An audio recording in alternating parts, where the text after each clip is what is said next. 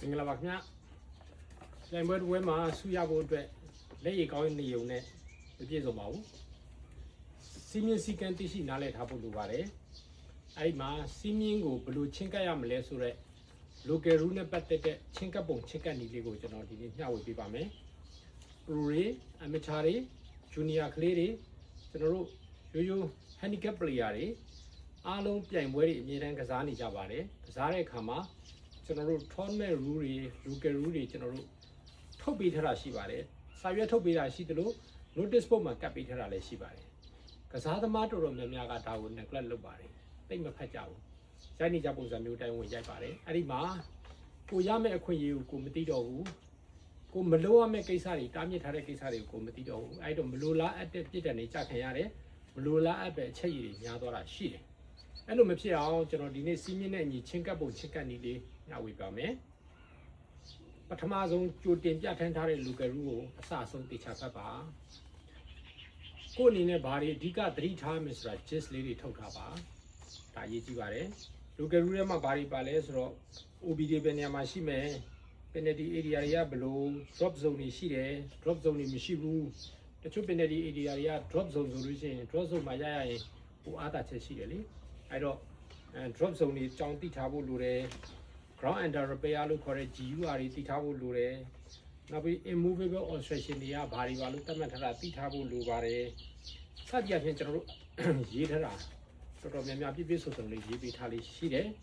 အဲ့ဒီထဲမှာကျွန်တော်တို့ဒိုင်လူကြီးတွေကိုခေါ်ပြီးဆိုရင်များသောအားဖြင့်က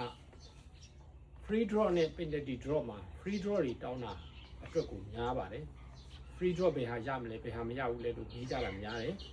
ကိုယ်တိုင်သိထားတဲ့အခါကျတော့ဒါတော့ free draw ရနိုင်တယ်လို့သိထားရင်ဒိုင်လူကြီးကိုခေါ်တဲ့အခါမှာများသောအားဖြင့် free draw ရဖို့များသွားပါတယ်အဲ့တော့တချို့ကြတော့လဲ free draw မရနိုင်တဲ့ဟာကိုအတင်းတောင်းတာမျိုးတွေဒိုင်လူကြီးနဲ့ကစားသမားတွေနဲ့ဂျားထဲမှာနားလည်မှုလွဲသွားနိုင်တဲ့ချက်တွေရှိတယ်အဲ့ဒါဒီ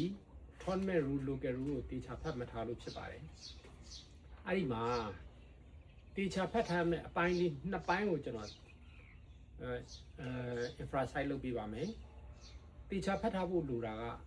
ground under repair လို့ခေါ်တဲ့ပြုပြင်ဆဲမြေနေရာနဲ့ပတ်သက်ပြီးကျွန်တော်တို့ဘာတွေသတ်မှတ်ထားတယ်ဆိုတာကျွန်တော်တို့ဒီထဲမှာရေးထားတယ်အဲ့ဒီထဲမှာပါတာတွေအားလုံးကျွန်တော်တို့ free drop ပေးပါတယ်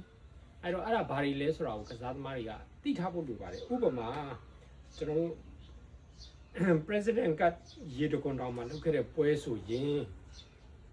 ground under repair နဲ့ပတ်သက်ပြီးပြုပြင်ဆဲမြေနေရာနဲ့ပတ်သက်ပြီးသတ်မှတ်ထားတဲ့အချက်ကြီးတော်တော်များများရှိပါတယ်ထောင်ပဲထိရှိတယ်ဆိုတော့အချက်ကြီးအများကြီးပဲအဲ့ဒါတွေကိုကစားသမားတွေကတေချာဖတ်ထားဖို့လိုတယ်ဆိုပါစို့ GUR ဆိုင်းပုတ်ထောင်ထားတဲ့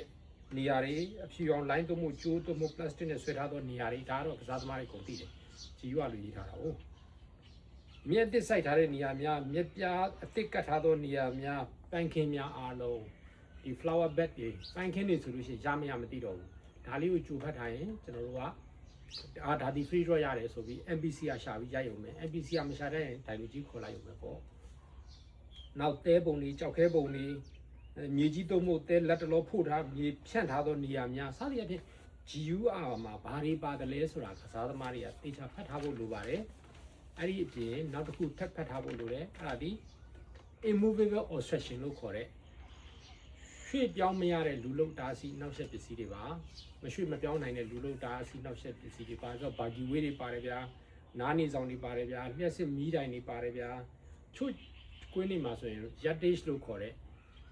အကွာဝေးပြတိုင်တွေကိုလည်းသတ်မှတ်ထားတာရှိပါတယ်အဲ့တော့အဲ့ဒီနှစ်ခုကိုတေချာသိအောင်လုပ်ထားပါလက်ပွဲတစ်ပွဲစတော့မယ်ဆိုရင် GUR နဲ့ immovable obstruction နဲ့နှစ်ခုကိုတေချာသိအောင်လုပ်ထားပါဒါမှသာကိုရမယ့်အခွင့်အရေးကိုတေတေချာချာသိရှိနားလည်မှာဖြစ်ပါတယ်နောက်တစ်ခုကကျွန်တော်တို့pace of play timing တွေရေးထားတာရှိတယ်ဒါတွေကတော့ပွဲကြီးတွေပါပရိုပြိုင်ပွဲတွေမှာကျွန်တော်တို့ပေးထားများသောအားဖြင့်ရှိတယ်ဘယ်ကျင်းဘယ်နေရာမှာဘယ်ခွဲရောက်နေရမယ်သူ့ထက်နောက်မကျရဘူးဆိုပြီးတော့အဲ့ဒီ timing နောက်ကျလို့ရှိရင်ကျွန်တော်တို့ရေးယူတယ်ပထမချိန်1နေဒုတိယချိန် general penalty တတိယချိန် DQ ဆိုတာမျိုးlocal rule မှာကျွန်တော်တို့သတ်မှတ်ထားတာရှိတယ်အဲ့ဒီ pace of play timing လေးကိုလည်းကြည့်တိုင်းကြည့်ထားဖို့လိုတယ်အဲ့ဒါတော့မကြည့်တတ်ဘူးဆိုထိုင်နေ1နေလာပေးမှာပဲအဓိကတော့second 40အတွင်းမှာကိုရိုက်ချက်ကိုပြီးအောင်လုပ်ပါ second 40ထက်နောက်မကျစေနဲ့ရိုက်ချက်ကိုဖြည်းဖြည်းရိုက်မြန်မြန်ရှောက် ဒါဆိုရင် piece of play တိုင်မြဝင်မှာဖြစ်ပါတယ်အဲ့တော့ကျွန်တော်စီမင်းစီကန်းဆိုင်ရာပြောချင်တာကပြန်ပို့ဝင်ကစားသမားတွေအားလုံး local rule ကိုတေချာဖတ်ပါနောက်ပြီးတော့ GUR နဲ့ immovable obstruction ကိုတေချာသိရှိအောင်လုပ်ပါဒါဆိုရင်ကိုရမယ့်ခွင့်ရကိုကိုသိပြီးတော့ရိုက်ချက်တွေညွှန်နေပြီးတော့ဆူရဖို့အတွက်ခွင့်နိုင်များမှာဖြစ်ပါတယ်စစ်စစ်တင်ပါတယ်